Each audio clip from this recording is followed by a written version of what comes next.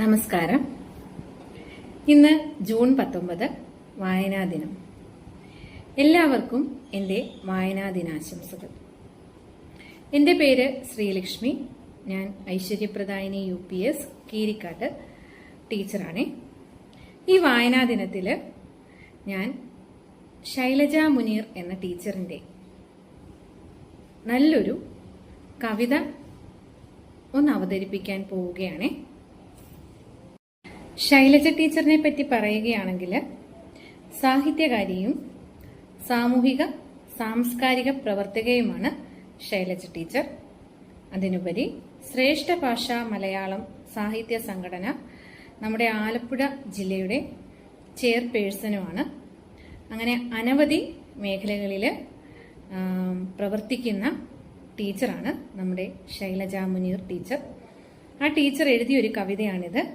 ഇന്ന് വായനാ ദിനത്തിൽ ഞാനിത് ഒന്ന് ചൊല്ലുന്നു. കവിതയുടെ പേര് ഒരു തൈ നടാം.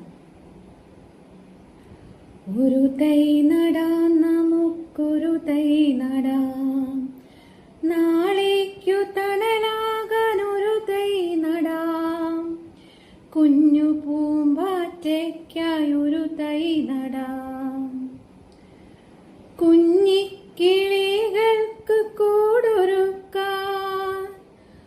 ഒരു തൈ നടാം, നമുക്കൊരു തൈ നടാം, മണ്ണിന് കുടയാവാൻ ഒരു തൈ നടാം, മാനവന് ശ്വാസമായി ഒരു തൈ നടാം, മണ്ണിൽ മഴയ്ക്കായി ഒരു തൈ നടാം, ഒരു തൈ നടാം, നമുക്കൊരു തൈ നടാം,